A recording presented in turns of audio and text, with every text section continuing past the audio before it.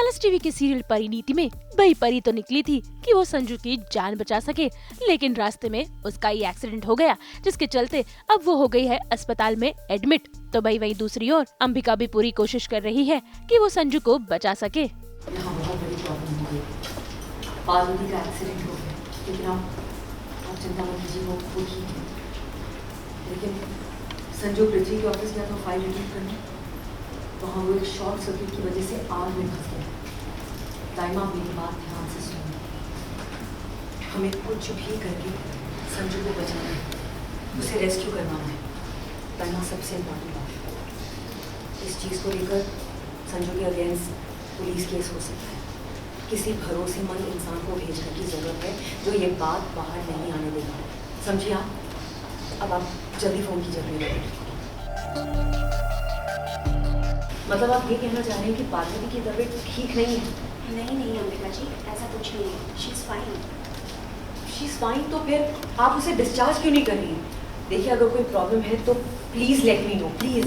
दरअसल बात ऐसी है कि उनके सर पे चोट लगी है और थोड़ा खून भी बाहर है, तो इट्स जस्ट दैट कि हम 2 घंटे उनको ऑब्जर्वेशन में रखना चाह रहे हैं, ताकि अगर कुछ भी कॉम्प्लिकेशंस हो तो हमें पता लगे। अगर कोई भी आफ्टर इफेक्ट्स होगा तो हम ये जान पाएंगे।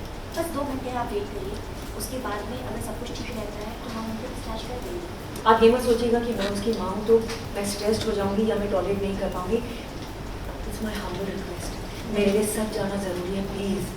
देखिए अंबिका जी, ऐसी कोई भी बात नहीं है, मैंने आपको जो कहा है बिल्कुल सच कहा है। शी इज़ टोटली फाइन, डरने की कोई बात नहीं है।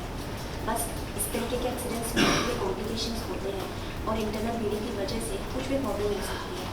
तो बस 2 घंटे का टाइम दीजिए हमें, हम सब कुछ देख लेंगे, उसके बाद में हम उनको डिस्चार्ज कर देंगे। ऑब्वियसली प्रॉब्लम अगर इतनी जल्दी सॉल्व हो जाए तो प्रॉब्लम लगेगी ही नहीं। ड्रामा क्रिएट करने के लिए मैं एक्चुअली चाह रही हूँ कि दाइमा के कोई रिलेटिव हैं जो फायर डिपार्टमेंट में हैं, मैं चाह रही हूँ कि वो उस रिलेटिव से बात करके वो आग बुझवा दें जहाँ पर संजू फंसा हुआ है और उसे रेस्क्यू कराएं। लेकिन दाइमा की जगह ऑब्वियसली फ़ोन कोई और उठाता है और सारी बातें सुन लेता है। तो जो रेस्क्यू मिशन मेरे दिमाग में चल रहा है कि एज आई स्पीक और मैं पार्वती के साथ हूँ, संजू का शायद रेस्क्यू हो रहा होगा। ऐसा कुछ नहीं हो रहा है क्योंकि फ़ोन दाइमा नहीं बल्कि दलजीत उठाता है। And the scene and the scenario gets more complicated. तो लाइक आई सेड, अब तक हम सिर्फ फंसे हुए हैं।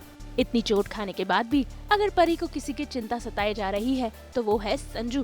तभी तो देखिए, ऐसी हालत में भी वो अस्पताल छोड़कर बस संजू के पास जाना चाहती है, लेकिन डॉक्टर ने उसे साफ साफ यहाँ से जाने से इनकार कर दिया है। एक्सक्यूज मी, ये क्या कर रही हो तुम?